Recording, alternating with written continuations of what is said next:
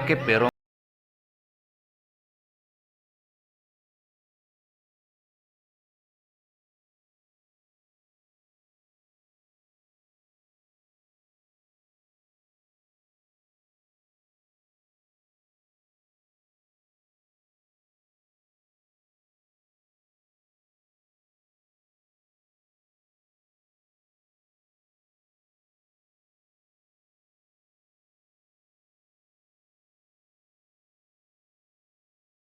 यही सारा ढूंढने को मजबूर हो गई है।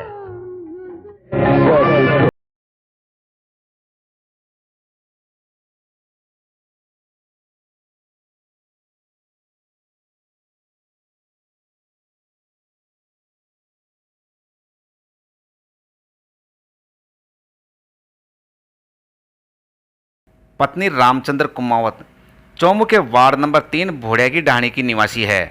4 बेटों की मां बेटों की बेरुखी के चलते दर दर की ठोकरें खाने को मजबूर हो गई है। चारों बेटों में से कोई भी उसे रखने को तैयार नहीं है। बूढ़ी माँ जब बेटों के पास गई तो उसके साथ मारपीट भी की गई। मैंने कहा वो छोटा बेटो और वो बेटा की सासुर बू मारी थे मैं चौगा नहीं गई चौगा मन मराओ मते मैंने बोला राजी राजी कि दादी मराओ मन कज मकाई गुरु मार ली चौगा की सासुर चौगा की लुगाई मैंने मार कूट पटक दी बेहोश। मैंने 4 दिन तो हॉस्पिटल में 4 दिन तो हॉस्पिटल में भी। फिर एक दिन इन्हें गोपाल जी शेरावत का आई। फिर गोपाल जी शेरावत को तो पाए मोटा मोटा मुंडा कर देना। फिर मैं उठ यार टेम्पो वाला 20 रुपया देर में भिंडी चली गई यार। आज 3-4 दिन होगा 4 बड़ा बड़ा जी हाँ सबका बहुत दरे ब्याह करी जी। मैं याद तो आधा गया मुंडा री रहा तो फिर तेरे साथ पे हमारा पिट्टी क्यों करी थी? हमन गाड़ी की गिरी थी तो एक बू मारी थी एक बेटा मारी थी। वो तो लेकिन बू बड़ा तो देख दो नहीं फिर आउट से ब्याह करते हैं ब्याह करता ही नहीं रहा लुगाई ले था। मेरा छोटा की साथ रही छोटा यहाँ चल खा लो बड़ा अच्छे बेटा ने मांग माला खाए मात मांगे मांग खाई मांग बन खाए जलम को दियो। मैंने पुलिस तो डी कराने जब पुलिस वाला था आकार वो हमला और से मार देवर जेठ जो कि बकस मंगन गाय करा ली माँ खुला अब कुंड दनी से तारू जो मार खा रहे कि बटे पड़ रहे कि रान का लेना देना। महिला को रेन बसेरे में पहुंचाने वाले अनंत मुकेश कुमार बनिया ने बताया कि उसे यह महिला एसीपी ऑफिस के बाहर मिली। महिला की पूरी दास्तान सुनने के बाद उसे मेरी रिस्क पर यहां लाया हूं। शनिवार को एसीपी कार्यालय मेरे निजी कार्य से गया था। माता रामा बेटी मिली। मैंने इनसे बातचीत की, इनके बेटों से बात की। कोई भी बेटा रखने को तैयार नहीं है। कल मैं एक बेटे के पास गया। थाना हरमाड़ा के क्षेत्र सूर्य वाटिका के सामने कच्ची बस्ती है। वहाँ बहू और बेटे भी मेरे को पीटने को तैयार हो गए। इससे साफ सिद्ध होता है कि इस माता राम को कोई भी रखने को तैयार नहीं है। कितने बेटे हैं इसके? वजह यही है कि बेटे कितने इसके? 4 बेटे हैं। बड़े का नाम है बाबूलाल, दूसरे का नाम नानछीलाल। ये तो रहते हैं वार्ड नंबर 2 चौमू में बोडियों की ढाणी में। तीसरे नंबर का बेटा है जो वार्ड नंबर 5 मिर्चियों की ढाणी चौमू में रहता है। चौथे नंबर का बेटा हमारा थाना क्षेत्र कच्ची बस्ती सूर्य वाटिका के सामने रहता है। क्या चारों बेटे काम करते हैं? अच्छा कमाते हैं, अच्छा खाते हैं और पैट्रिक प्रॉपर्टी को बेच के और अपने नाम प्रॉपर्टी करा ली। तो इसलिए अब कोई कानूनी कार्रवाई भी सुगमता से नहीं हो सकती। दादी पुलिस थाने में गई थी? पुलिस थाने के लिए तो बता रही थी। मेरे को डिप्टी ऑफिस मिली। मैंने डिप्टी साहब की आताजोरी करके चौमू की इज्जत का ध्यान रखते हुए कुमावत महिला चेयरमैन होने के नाते में इनको नगर पालिका मेरी गारंटी पे लेके आया हूँ। और नगर पालिका मैंने लिख के दिया है कि जो भी जिम्मेदारी होगी वो जन व्यवस्था होगी मैं करूँगा। भगवान किस कसूर की दी है इसे सजा। जिंदगी यही है तो है जिंदगी में क्या। जिंदगी यही है तो है जिंदगी में क्या। शुक्रवार को नगरपालिका चेयरमैन अर्चना कुमावत महिला की सुध लेने रेन बसेरे में पहुंची। आंखों में आंसुओं का सागर लिए बुजुर्ग महिला ने अपनी दास्तान चेयरमैन साहिबा को सुनाई तो चेयरमैन साहिबा भी अपने आंसू नहीं रोक पाई।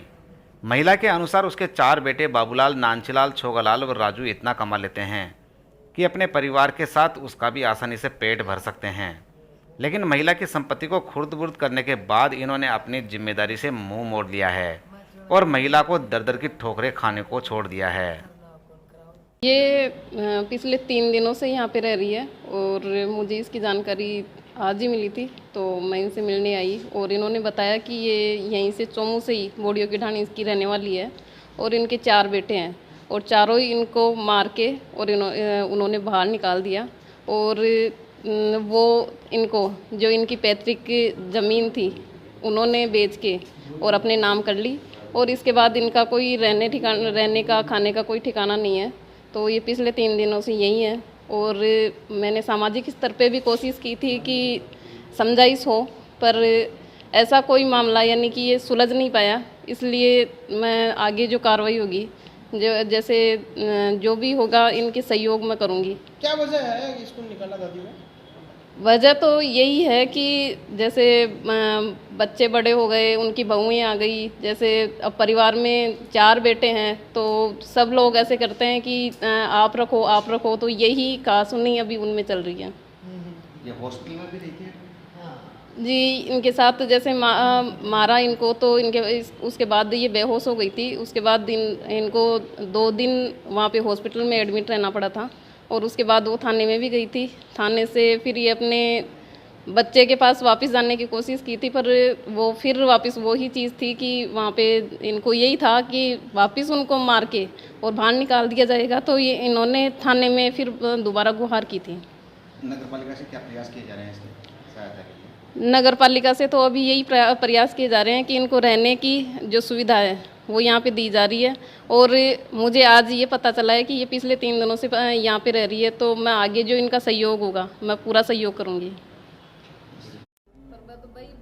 मां का दर्द समझने वाली चेयरमैन साहिबा ने पीड़ित महिला को महिला उपखंड अधिकारी संतोष करोल के सामने पेश किया।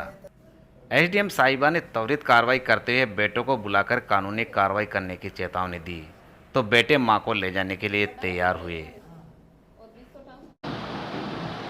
चोमू के वार्ड नंबर 3 की निवासी थी कमली देवी कुमावत। तो मेरे पास वो मेरे ऑफिस में आई कि इस तरह से मुझे मेरे बेटे रोटी भी नहीं दे रहे हैं और घर से निकाल दिया है।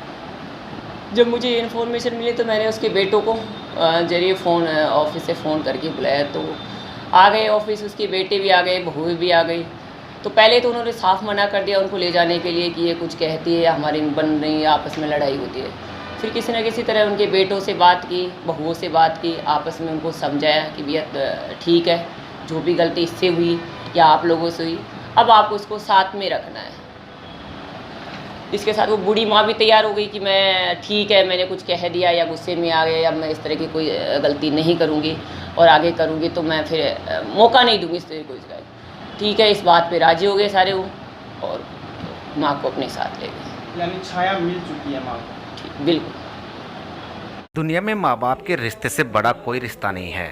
बुजुर्ग हमारी अमूल्य धरोहर है। इनका अनुभव जीवन पर्यंत हमारे लिए मार्गदर्शन का कार्य करता है।